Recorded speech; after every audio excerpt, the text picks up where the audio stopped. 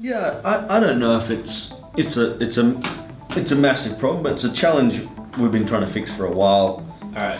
Are we rolling? Yeah. Alright, cool. What do you want to talk about? Well, we were just talking about people being tired, so let's do that. I think most people are tired because at the end of the day, they really haven't been taught how to look after their body. They haven't been taught anything about performance. They haven't been taught anything about well-being. They haven't been taught anything about diet. All we really know about life is we need 8 hours worth of sleep. That's one thing that's drummed into our head over and over again. But when it comes to human performance, being able to perform and function at a very high level, making our well-being a priority, they become secondary concepts once you become an adult. And I believe one of the key reasons why you have a very unproductive society, you have high levels of mental illness, especially now on the rise globally, and also you have people who just don't feel strong or well within is because they haven't learned how to look after themselves. Well-being is an ecosystem challenge. It's an education challenge. It's something that has to be part of your life, has to be part of who you are.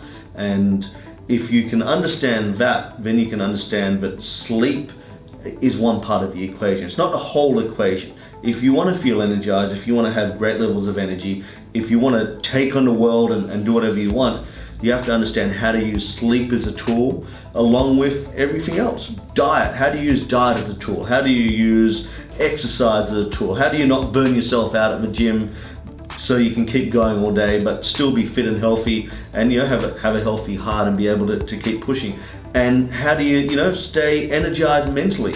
One of the things which I'm constantly teaching more and more, especially with corporates, is teaching their staff and their team how to be more mentally inspired, more resilient, having the energy of a mind, having the vitality.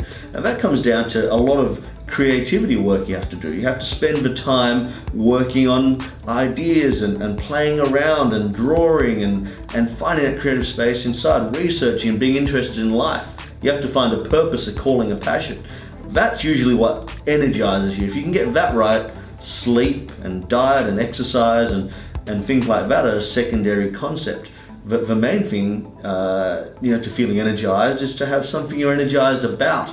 And then from there, you can kind of piece everything else together. Exercise, very important. I think we're most probably not teaching people how to exercise properly. We're not teaching them how it should be part of their daily life. Before 5M has gone a long way to doing that. We have the Sunrise Challenge, which is global and used all over the world. Next year we'll be implementing the Wake Up and Walk Challenge, which will go alongside the Sunrise Challenge, which I think that'll be pretty engaging. A lot of people will love sharing that story, mainly because they'll be able to share how many miles they walked or kilometers they walked, and along that walk they'll be able to take great pictures and share their sunrise and their morning. The other thing that's really important is diet. What are we eating? A lot of people come to me and say, Joe, I'm tired, I don't have the energy, I can't work 18 hours a day like you, how do you do it? Well, I try and keep my diet as lean, light, and clean as possible. Not always possible. Like this time of year, I've got a lot of dinners on. I'll have some days I'll get caught in 2 breakfasts, 2 lunch meetings and 2 dinners.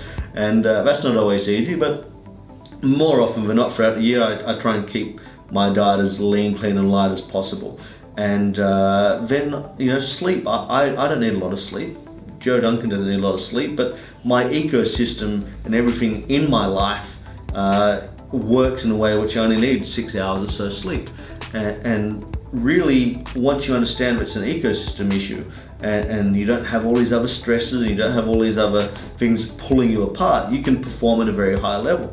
So having something which allows you to be mentally focused is important. And finally, I think one of the big things I've taught for a long time, I just hit on it before, was stress. How do you manage and handle stress? The biggest killer of energy is stress levels. And there's 2 types of stress. Stress you can control by the way you live your life, what you cut out, how you connect with people, who you choose to connect with.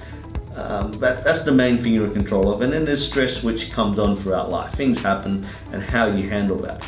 And being resilient really is being aware of the things you can control, but also being very well aware of the things you can't control. And you can't always control things. Things happen, life happens. That's just the reality of life. And sometimes you do get mad, and sometimes you get down, and sometimes you get pretty frustrated with life. That can zap all your energy, but you've got to be able to handle that. And it doesn't mean you're, depressed. It doesn't mean you're suffering mental illness because things aren't going your way. That's life. 80% of the time, it's not going to go your way. In fact, that's been a story of my life, and that's what I've factored into my equation of life.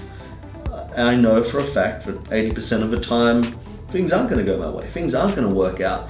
I'll try a project and it tanks. I'll do something where it falls apart. I'll ask a girl out and it just won't work out. That's life. You have to understand those odds. And maybe when we're growing up, our parents and our teachers and the schooling system isn't letting us know that you're going to stuff up and fail more often than not. So just get on with it, keep going, and when you find out what you're meant to be doing and when it works out, it's sweet, it's a great victory. But more often than not, you're dealing with the mundane. Life isn't that great. So you've got to be able to handle the headaches of life. And when you go through the good time of life, that 20%, enjoy it and use that to fuel you to keep going. But I think when you look at being tired and not having the energy, start with having, building a life around a tighter ecosystem, making sure you're looking after yourself, making well-being a priority. If you look after yourself, you can look after your family, you can look after everyone else, in your ecosystem, in your world. So start by looking after yourself. That really is the before 5M methodology. Look after yourself so you have the power to help so many others around you, your wife, your kids, whatever it is, everyone in your community, people in your company. If we can learn those skills and learn what works through trial and error and find out when we're at our highest level of performance, then we can win. And that's definitely going to be key in the next decade.